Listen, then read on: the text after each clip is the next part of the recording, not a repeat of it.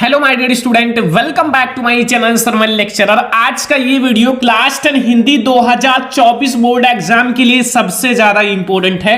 22 फरवरी को आप लोगों का हिंदी का पेपर है और 22 फरवरी को सेम ऐसा ही पेपर आप लोगों का आएगा हिंदी का। ठीक है, ये आप लोगों का पेपर है 22 फरवरी का, यानी कि 22 फरवरी के क्लास 10th में हिंदी का पेपर सेम ऐसे ही आएगा।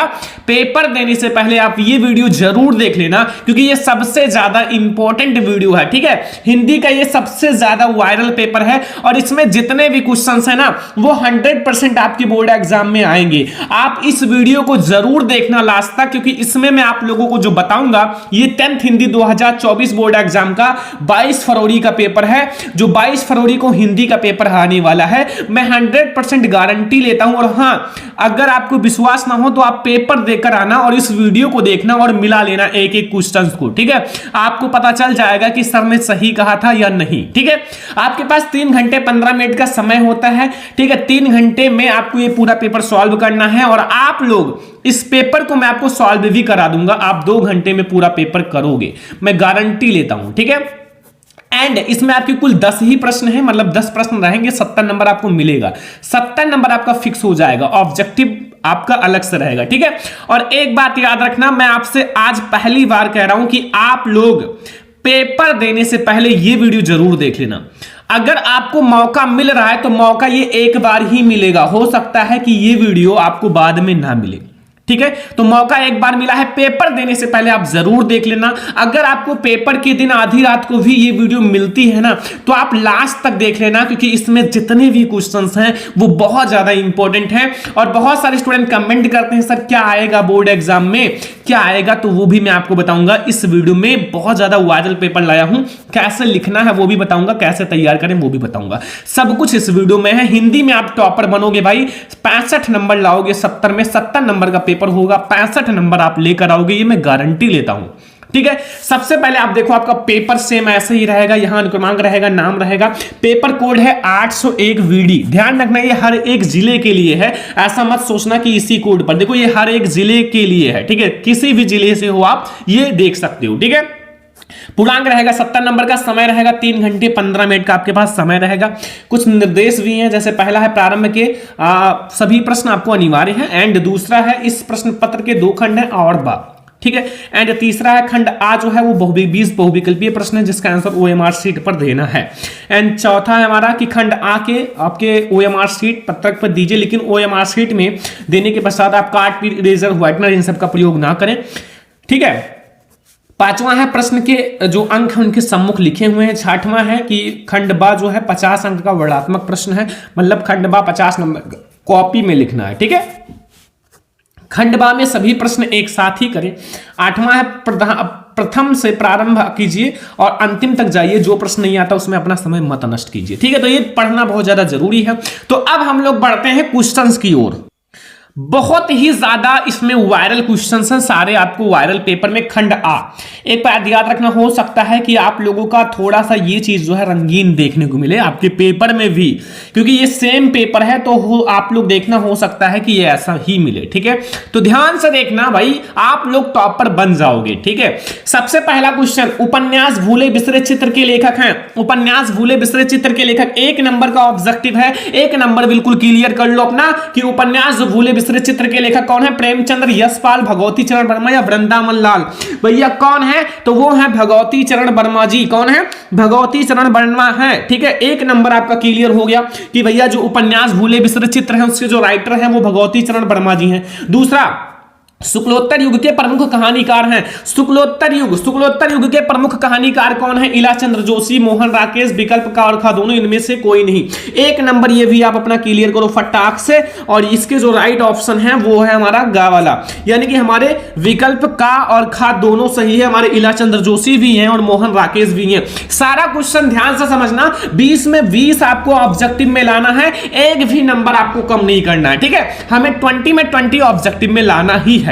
ठीक है, तो अगला क्वेश्चन देखते हैं। तीसरा नंबर क्वेश्चन, सूरज का सातवां घोड़ा हिंदी की कौन सी विधा पर है? सूरज का सातवां घोड़ा किस विधा की रचना है? एक नंबर का ऑब्जेक्टिव है और आप लोगों का क्लियर हो जाएगा। पहला निबंध है, दूसरा डायरी, उपन्यास या कविता। याद रखना, जो सूरज का सातवां घोड़ा है वो हमारा उपन्यास विधा की रचना है। किस विधा की है? उपन्यास विधा की रचना है। अगला क्वेश्चन नंबर 4 है, आधुनिक काल की समय सीमा या अवधि है, समय अवधि है। आधुनिक काल बहुत इंपॉर्टेंट, बहुत आसान। ये जो काल है ये एक मॉडर्न युग है, आधुनिक काल है, तो आप याद रखना वर्तमान आ जाए तो मॉडर्न युग जो है हमारा वो वर्तमान ही है। तो ये भी एक नंबर आपका क्लियर हो गया, कोई दिक्कत नहीं है। एक नंबर आपका क्लियर कि हमारा जो मॉडर्न युग है वो 1843 से अब तक है। अभी तक हमारा मॉडर्न युग चल ही रहा है, ठीक है, समझ में आया ना। अगला क्वेश्चन, त्यागपत्र, पांचवा क्वेश्चन, त्यागपत्र किस विधा की रचना है? त्यागपत्र हमारा किस विधा की रचना है? ये भी अपना एक नंबर बिल्कुल से क्लियर कर लो, कोई दिक्कत है नहीं। जीवनी या फिर उपन्यास, नाटक या निबंध? तो भैया जो त्यागपत्र है वो हमारा उपन्यास विधा की रचना है। किस विधा की? उपन्यास विधा की रचना है हमारा त्यागपत्र। बहुत ही ज्यादा इंपॉर्टेंट है। छठवां क्वेश्चन है, रसखान किस काल शाखा के कवि हैं? रसखान जी किस काल शाखा के कवि हैं? रीति काल की, कृष्ण भक्ति शाखा, भक्ति काल की, निर्गुण भक्ति शाखा, भक्ति काल की, सगुण भक्ति शाखा, या इनमें से कोई नहीं। एक नंबर का ये बहुत ही ज्यादा डिफिकल्ट एंड इंपॉर्टेंट क्वेश्चन है। इसमें बहुत सारे स्टूडेंट मत खा जाते हैं, लेकिन सगुण याद रखना, सगुण भक्ति शाखा के कवि हैं हमारे रसखान जी, ठीक है। भक्ति काल के हैं बट सगुण भक्ति शाखा के हैं, निर्गुण मत लगाना। अगला, छायावादी युग के प्रमुख कवि लेखक हैं। एक नंबर का ऑब्जेक्टिव, बिल्कुल से सारे ऑब्जेक्टिव फिक्स करो, बाद में आपको टेंशन ना हो कि सर आपने ऑब्जेक्टिव नहीं फिक्स कराया था। देख लो, मैं आपको एक एक क्वेश्चंस करा रहा हूं। यशपाल है, वृंदावन लाल है, राम कुमार वर्मा या फिर हमारे भारतेंद्र हरिश्चंद्र जी। तो छायावादी युग के प्रमुख लेखक कौन है? वो हमारे कौन है माय डियर स्टूडेंट? वो है राम कुमार वर्मा जी। कौन है? राम कुमार वर्मा जी हैं छायावादी युग के प्रमुख लेखक। अगला 8 नंबर क्वेश्चन, द्विवेदी युग की कालावधि है। द्विवेदी युग की कालावधि कितनी है? 1850 से 1900 तक, या 1900 से 1918, 1971, या फिर हमारा 1918 से 1936? भैया द्विवेदी युग, द्विवेदी युग की कालावधि कितनी है? बहुत ही ज्यादा इंपॉर्टेंट है, ये है हमारा 1900 से 1918, ठीक है। एक नंबर का ऑब्जेक्टिव आपका क्लियर ये भी हो गया। अद्भुत आलाप के कवि हैं। अद्भुत आलाप एक नंबर का ऑब्जेक्टिव है भाई। अद्भुत आलाप के कवि कौन है? महावीर प्रसाद द्विवेदी, भारतेंद्र हरिश्चंद्र, मैथिली शरणगुप्त, हरिओध। भैया अद्भुत आलाप के जो कवि हैं वो कौन है? वो कौन है हमारे स्टूडेंट? वो है महावीर प्रसाद द्विवेदी जी। कौन है? महावीर प्रसाद द्विवेदी जी का वाला ऑप्शन सही है। अगला, यामा, यामा के रचयिता कौन है? 10वां क्वेश्चन है, यामा, यामा के रचयिता कौन है? एक नंबर का ऑब्जेक्टिव बिल्कुल क्लियर कर लो, कोई भी आपको पीछे ना कर पाए, ऐसी तैयारी मैं आपको कराऊंगा हर एक सब्जेक्ट की। क्लास 10th में हो, चैनल को सब्सक्राइब करके रख लो, मैं गारंटी लेता हूं आप 90% से ऊपर रहोगे। अगर आप अच्छे से तैयारी कर रहे हो 95 लाओगे। चैनल को सब्सक्राइब कर लो, हर एक सब्जेक्ट की वीडियोज आपको तैयारी सारी अच्छे से कराई जाएगी, ठीक है। यामा के रचयिता कौन है? सुभद्रा कुमारी चौहान, महादेव वर्मा, मीराबाई या अशोक वाजपेयी? भैया यामा के जो है वो है महादेव वर्मा जी, सभी को पता है यामा की जो रचयिता है वो महादेवी वर्मा जी हैं, ठीक है। तो अगला क्वेश्चन देखते हैं 11 नंबर। 11 नंबर क्वेश्चन पे आ जाओ माय डियर स्टूडेंट। इसमें क्या पूछ रहा है, ध्यान से देखना कि विपत्ति बटावन बंधु बाहु बिन करो भरोसो काको में रस का हमारा है। भाई विपत्ति का मतलब होता है विपत्ति आना, कोई चीज हमारा नष्ट होना या फिर शोक आना। तो इसमें हमारा सभी को पता है, एक नंबर का ऑब्जेक्टिव क्लियर करो फटाक से। इसमें हमारा सभी को पता है कि इसमें हमारा करुण रस होगा। क्यों? क्योंकि इसमें विपत्ति आया है, हमें शोक हुआ है, ठीक है। तो ये हमारा करुण रस होगा। क्वेश्चन नंबर 11 तक आपको कोई भी प्रॉब्लम नहीं होगा। अगर कोई भी प्रॉब्लम है छोटी मोटी तो आप कमेंट कर सकते हो। क्वेश्चन नंबर 12 पे आ जाओ। हृदय सिंधु में उठता स्वर्ण ज्वर देख चंद्रनन में पंक्ति में अलंकार। एक नंबर का ऑब्जेक्टिव फटाक से क्लियर कर लो भाई। ये हमारा रूपक है, श्लेष है या उत्प्रेक्षा या फिर उपमा? ये कौन सा अलंकार है? तो ये हमारा है रूपक अलंकार। कौन सा अलंकार है? रूपक अलंकार, ठीक है। का वाला ऑप्शन बिल्कुल सही है। अगला क्वेश्चन, सुमत सुमंगल वैन मन प्रमोद तन तुलक भर और सरल सरोरु नयन तुलसी भर स्नेह जल। इनमें दूसरे और चौथे चरण में, दूसरे में देखो 1 है 1 है 1 है 2 है 1 है 1 1 1 1 1 1 1 1, ठीक है। तो यहां 1 2 3 4 5 1 2 3 4 5 6 7 8 9 10 11 12 13 13 मात्राएं सही। अगर एक बार 13 आ गई तो दूसरे में भी 13 ही होगा। क्यों? क्योंकि हमारे जोड़े हैं 13 13 11 11 20 20 9 9। अगर 20 20 होते तो 20 20 दोनों में 11 11 तो 11 11 13 13 है तो 13 13। तो एक नंबर का ऑब्जेक्टिव क्लियर, कुछ है नहीं। थोड़ी सी मेहनत करो, थोड़ी सी अगर आप हिंदी में मेहनत कर दोगे 90% क्लियर हो जाएगा, ठीक है। अध्यक्ष, अध्यक्ष शब्द में उपसर्ग है। अध्यक्ष में कौन सा उपसर्ग है? अभी है, आ है या अधि है? भाई अध्यक्ष में अधि है, ध्यान रखना। बहुत सारे स्टूडेंट आ को लगा देंगे, लेकिन नहीं, इसमें हमारा अधि है। कौन है? अधि। अध्यक्ष में हमारा अधि है, याद रखना, बोलना मत वरना बाद में भूल जाओ। पंचानन, पंचानन का समास विग्रह, पंचानन में समास विग्रह क्या है? बहुत इंपॉर्टेंट है, 5 सिरों का समाहार। सही है, 5 सिरों का समाहार। पंचानन 5 मुंहों 5 मुख का समाहार या 5 सिरों का समाहार। ठीक है, का वाला ऑप्शन हमारा बिल्कुल सही है। अगला, सुहाग शब्द का तत्सम रूप है सुहाग। सुहाग का तत्सम रूप क्या है? स्वामी, सुहागा, सौभाग्य, दुर्भाग्य। भैया सुहाग का जो हमारा तत्सम रूप होगा वो होगा सौभाग्य। क्या होगा? सौभाग्य। ठीक है, एक एक नंबर आप कंप्लीट करते चलो, आप लोग हिंदी में टॉपर बनते चलोगे। ठीक है, मेहनत कर लो। 22 फरवरी को आपका हिंदी का पेपर है, तो हिंदी के पेपर में एक भी क्वेश्चन छोड़कर नहीं आना, ये हमारा टारगेट होना चाहिए। ठीक है, फिर तो नंबर आपको मिलेगा ही भर भर के। ठीक है, युष्मा विरूप है युष्मद शब्द का, ये कौन सा है? तृतीय विभक्ति बहुवचन, पंचमी विभक्ति बहुवचन, सप्तमी विभक्ति बहुवचन, या फिर हमारा द्वितीय विभक्ति एकवचन। तो ये हमारा तृतीय विभक्ति बहुवचन। कौन सा है? का वाला ऑप्शन, तृतीय विभक्ति बहुवचन करेक्ट है। ठीक है, अगला 18 नंबर क्वेश्चन, निम्नलिखित में से मिश्र वाक्य है। मिश्र वाक्य जिसमें जो वाक्य है वो मिली हुई है, मिश्र है। ठीक है, आमानी आई और पढ़ने बैठ गई, या फिर बच्चे दूध पीकर सो गए, या अध्यापक के सामने सब शांत रहते हैं, जो झूठ बोलते हैं उन पर लोग विश्वास मत करो। देखो इसमें दो चीज है, एक तो हमारा जो झूठ बोलते हैं, फिर कॉमा है, उन पर विश्वास मत करो। कितना आसान है, ये तो सभी लोग बता सकते हैं। एक मिश्र है, दो वाक्य हमारा मिल गया है। ठीक है, तो ये हमारा घा वाला सही है। कौन सा है? घा वाला सही है। ठीक है, 19 नंबर क्वेश्चन, अध्यापक द्वारा कक्षा में जायजा लिया गया वाक्य में वाच्य है।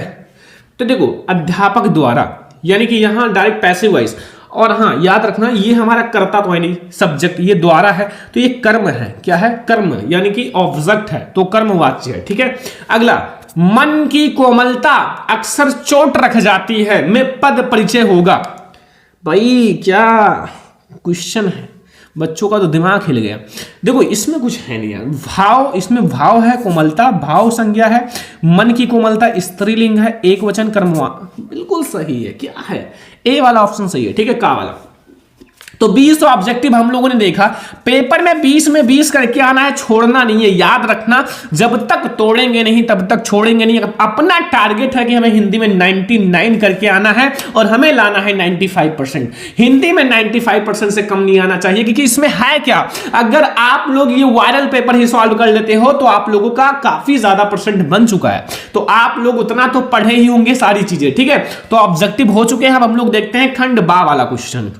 देखो अब हमारा स्टार्ट होता है खंड बा, वर्णनात्मक प्रश्न, जो कि रहेगा 50 नंबर का। ठीक है, अब इसमें आपको एक एक क्वेश्चन को ध्यान से समझना है। सबसे पहले 20 हमारे ऑब्जेक्टिव हो गए, 21 से शुरुआत करते हैं। ठीक है, 21 से देखो, निम्नलिखित गद्यांशों में से किसी एक नीचे दिए गए प्रश्नों का उत्तर दीजिए। 3 नंबर का, यानी कि 3 क्वेश्चन रहेंगे, 6 नंबर हमें मिलेगा। एक क्वेश्चन का 2 नंबर, 3 क्वेश्चन का 6 नंबर। देखो हमारे 2 गद्यांश रहेंगे, का और खा, दोनों में से कोई एक ही सॉल्व करना। जैसे ऐसे निबंधों की सबसे बड़ी विशेषता यह है कि वे मन की स्वच्छंद रचनाएं हैं और उसमें ना कवि की उदात्त कल्पना रहती है, ना ही असंख्यक लेखक की सूक्ष्म दृष्टि, और ना ही विज्ञों की गंभीर तर्कपूर्ण विवेचना। उसमें लेखक की सच्ची अनुभूति रहती है, उसमें उसके सच्चे भावों की सच्ची अभिव्यक्ति होती है, उसमें उसका उल्लास रहता है। ये निबंधों तो उन मानसिक स्थिति में लिखे जाते हैं। देखो बहुत इंपॉर्टेंट है, बहुत आसान है, इसमें है कुछ नहीं। ये हमारा एक चैप्टर है, क्या लिखूं, क्या लिखूं पाठ से। ठीक है, और इसके जो राइटर हैं वो है पदुमलाल पुन्नालाल बक्सी खा है बक्सी। ठीक है, अब देखो ध्यान से, कुछ है नहीं। पहला तो आपसे पूछेगा भाई प्रस्तुत गद्यांश का संदर्भ लिखो। भाई संदर्भ में पाठ का नाम ये हो गया, लेखक का नाम ये हो गया, 2 नंबर के लिए। ठीक है, चलो रेखांकित अंश की व्याख्या। देखो उसमें पूरा हमारा रेखांकित अंश है, पूरा रेखांकित अंश बहुत कम ही आता है, इस टाइप से आता है 2 लाइन का। ठीक है, अगर हाँ ये भी याद रखना, पूरा भी आ सकता है। ठीक है, आपके पेपर में पूरा भी आ सकता है, इसमें कोई भी दिक्कत नहीं है, तो पूरा करना ही पड़ेगा। ठीक है, तो कुछ है नहीं, इसी को बना चढ़ा के आप लिख दो भाई, नंबर भर के मिलेगा, 6 में 6 नंबर, कोई दिक्कत नहीं। ठीक है, तीसरा, निबंध किस मानसिक स्थिति में लिखे जाते हैं। अब देखो ये आपको हार्ड लग रहा है मान लो, तो आप नीचे आओ, अभी एक और है खा वाला, देखो ये तो आसान है। कुसंग का ज्वर सबसे भयानक होता है, या केवल नीति और सद्विद्धि का ही नाश नहीं करती बल्कि बुद्धि का विक्षय करता है। यहां तक रेखांकित अंश है, ठीक है। और इसके बाद हमें कोई जरूरत ही नहीं है, ठीक है, यहां तक है। किसी युवा पुरुष की संगत यदि बुरी होगी तो वह उसके पैरों में बंधी चक्की के समान होगी, जो उसे दिन ब दिन अवनति के गड्ढे में गिराती जाएगी। यदि अच्छी होगी तो सहारा देने वाले बाहु के समान होगी, जो निरंतर उन्नति की ओर उठाती जाएगी। भाई पाठ का नाम, लेखक का नाम तो पता ही है, संगति वगैरह आया है तो मित्रता पाठ से है। और राइटर तो सभी को पता है इसके, रामचंद्र शुक्ल जी हैं या आचार्य रामचंद्र शुक्ल जी हैं, ठीक है। रामचंद्र शुक्ल भी लिख सकते हो, आचार्य रामचंद्र शुक्ल, कुछ भी लिखो, अच्छा। रेखांकित अंश की व्याख्या, 2 लाइन का व्याख्या है, क्या है, बहुत आसान है, ठीक है भाई। कुसंग का ज्वर बहुत भयानक होता है। अगर आपको गलत संगति का असर हो जाए, गलत संगति के साथ आप रहने लगो, तो उसका जो भय होता है, उसका जो साथ होता है बहुत भयानक होता है, बुखार के समान होता है, ठीक है, जो आपको मार भी सकती है। बस ऐसे बना बना के लिख दो, कुछ है नहीं। युवा पुरुष की संगत के बारे में क्या कहा गया, तो ये हमारे 2-2 नंबर के 2-2 नंबर के क्वेश्चन है, 6 नंबर आपका मिल जाएगा, दोनों में से कोई एक करो, ठीक है। अगला 22 नंबर, निम्नलिखित पद्यांशों में से किसी एक को करना। 6 नंबर पद्यांश का भी मिलता है। पहला का, पुरतः निकसी रघुवीर वधु धरधीर दय मग में डग हैं, और झलकी भरी भाल कनि जलकी पुटकी सखी गए मधुधर हैं, और फिर बुझती हैं चलनो अब केतकी पूर्ण कुटी करिहों कितह तीयह की लखी अरुत पियह की अखियां अति चारु चली गए। इसमें आपको भैया गद्यांश का संदर्भ लिखना है, व्याख्या करना है इसमें पहले में, और इसमें किस कारण सीता जी के माथे पर पसीना आ रहा था और ऊँट सूख रहे थे, और श्री राम के नेत्रों से आंसू क्यों बहने लगे। पहले तो ये भैया आ गया हमारा वन पथ पर शीर्षक से, धनुष भंग वन पथ पर, तो वन पथ पर शीर्षक से है, और तुलसीदास जी, गोस्वामी तुलसीदास जी इसके राइटर हैं। तो ये हो गया हमारा पूरा संदर्भ, और ये अब आप लोग कर सकते हो। नहीं आता दूसरा, देखो दूसरा करो। मेरे जीवन का आज मुख तेरी छाया से मिलाप, और तन तेरी सधनता छूले मन ले करुणा की था एंड नाभ में उड़ पावन। इसमें भी आपको संदर्भ लिखना है, ठीक है, और 2 क्वेश्चंस करने हैं, तो 6 नंबर आपको पाना है, तो कोई एक पद्यांश करो बस, ठीक है।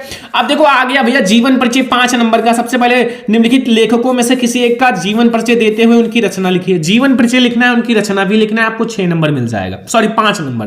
पहला डॉक्टर राजेंद्र प्रसाद, दूसरा जयशंकर प्रसाद, तीसरा आचार्य रामचंद्र शुक्ल। जो आपको आता है अच्छे से उसे लिखो। अगर जयशंकर प्रसाद जी का आता है तो जयशंकर प्रसाद जी का लिखो, रामचंद्र शुक्ल का आता है तो आचार्य रामचंद्र शुक्ल जी का लिखो। मतलब आपको जो बिल्कुल कंफर्म है 100% की भाई हमें याद है, 100% याद है, तो वो वाला करना, ठीक है। 1 भी % डाउट ना हो, क्योंकि हमारे पास ऑप्शन है भाई, हमें 3 में कोई एक करना है, ठीक है। तो आपको ऐसा तो जरूर होगा जो बिल्कुल याद आता है। दूसरा खा वाला, निम्नलिखित कवियों में से किसी एक का जीवन परिचय लिखते हैं, उनकी रचना लिखो। सूरदास, सुमित्रानंद, बिहारी लाल। अब आपको सूरदास का आता है, सूरदास का लिखना, सुमित्रानंद पंत का आता है, उनका लिखना। 5 नंबर आपको, 10 नंबर तो भाई 5 10 नंबर तो आपके जीवन परिचय के ही क्लियर हो जाते हैं, कुछ है नहीं, थोड़ी सी मेहनत करनी है बस। देखो 24 नंबर, निम्नलिखित संस्कृत गद्यांशों में से किसी एक का संदर्भ सहित अनुवाद कीजिए, 5 नंबर मिलेगा, ठीक है। देखो, ऐसा नगरी भारतीय संस्कृत भाषा केंद्रम स्थली अस्ति इत एवं संस्कृतम आलोका सर्वत्र प्रसिद्ध मुगल युवराजा दारा सिको अत्यंत भारतीय दर्शन शास्त्रम अध्ययनम अकरोत् सा तेनम ज्ञानम प्रभावितम अभवत यत उपनिषद अनुवादम फारसी भाषाएं करता। 5 नंबर आपको मिलेगा। देखो ये हमारा वाराणसी पाठ से है, कुछ है नहीं भाई, वाराणसी पार्ट से है, ठीक है। अब आपको ये नहीं आता, इसको कर सकते हो। एकदा बहवः जना धूमरम रेलगाड़ी अनम नगरम बड़े प्रतिगच्छति, ये तो बहुत आसान है। ग्रामीण यानी कि कौन से पार्ट से है, प्रबुद्धो ग्रामीण, प्रबुद्धो ग्रामीण पार्ट से है मेरे दोस्त, ठीक है। तो दोनों में से कोई एक करो, आपको नंबर भर के मिलेगा। फिर ऐसे ही पद्यांश का 5 नंबर आपको मिलेगा, जैसे लिखा उत्तरम यत समुद्रम हिंद्रम दक्षम वर्ष तद भारत नाम भारती यत्र संतति, तो एक करना है, कोई एक करो, आपको 5 नंबर मिल जाएगा। 5 नंबर इसका, 5 नंबर इसका, 10 नंबर आपका क्लियर। अगला, आपने पाठ्य पुस्तक के संस्कृत खंड से कंठस्थ किया हुआ कोई श्लोक लिखो जो इस पत्र में ना हो। जैसे ये 2 श्लोक हैं, इसको छोड़कर कोई लिखना। जैसे आप ये लिख सकते हो, बंधनम मरणम जयो पराजय उभयत्र समूह वीरा वीर भाव ही वीरता, या फिर सर्वे भवन सुखना सर्वे संनिरामय सर्वे भद्रान पश्चिम मार्ग कोई एक लिख दो, ठीक है। अगला, निम्नलिखित हिंदी किन्हीं 2 का संस्कृत में आंसर दीजिए, 2 नंबर का। वाराणसी नगरी कैसा संगम स्थल है, चंद्रशेखरा स्वर्णम किम मुखादि पूर्व राजा का आसित ग्रामीणा का उपासक, पूर्व राजा का आसित ग्रामीणा का उपासक, दो का लिखना है, ठीक है। तो अब आपको पता ही होगा भाई, ग्रामीणा का उपासक, ग्रामीणा नागरिका उपासक, ठीक है। अब देखो आपको एक लिखना है क्या, पत्र लेखन। पत्र लेखन दो आएगा, दो में से कोई एक करना। जैसे आपकी चचेरी दादी कॉलेज में दाखिला लेने जाती हैं, सॉरी चचेरी दादी कॉलेज में दाखिला लेने जाती हैं, किंतु आपके चाचा जी आगे की पढ़ाई ना करवाकर उसकी शादी करवाना चाहते हैं, ठीक है। यहाँ दीदी है, दादी नहीं दीदी, ठीक है। इस बारे में अपने चाचा जी को समझाते हुए पत्र लिखो। या फिर आपसे पूछ सकता है कि अपने एरिया में गंदगी पर एक पत्र लिखो, बिजली समस्या पर पत्र लिखो, कोई एक आएगा, ठीक है। तो ये हमारा हो गया पत्र लेखन। अब हम लोग देखते हैं नेक्स्ट टॉपिक। देखो अब हमारा 26 नंबर है कि निम्नलिखित पर पत्र निम्नलिखित विषयों पर एक निबंध लिखिए। 7 नंबर आपको निबंध का मिलता है, 7 नंबर। पहला, परिश्रम सफलता की कुंजी है, भारतीय किसान का जीवन, जनसंख्या वृद्धि एक अभिशाप, नारी सशक्तिकरण, मेरा प्रिय साहित्यकार मुंशी प्रेमचंद। भाई जनसंख्या वृद्धि पर लिख सकते हो, परिश्रम एक कुंजी है, परिश्रम के बारे में लिख दो, जो आता है लिखो भाई। परिश्रमी व्यक्ति हो आप लोग, मेहनती व्यक्ति हो, तो आपके बारे में तो अपने बारे में लिख ही सकते हो। 27 नंबर देखो, एक खंड काव्य लिखना होता है, जो खंड काव्य आपको आता हो, मतलब ऐसा नहीं है जो आपके जिले में आता हो, जिले में हर एक जिले में अलग अलग है, तो मैं हर एक जिले का पढ़ा दूंगा, आप लोग कमेंट करना। जैसे अग्र पूजा है, तुमुल है, जय सुभाष है, मुक्ति दूत है, ज्योति जवाहर है, कर्मवीर है, मेवाड़ मुकुट है, मातृभूमि है, कर्ण, सब है, ठीक है। तो कोई एक लिखना है।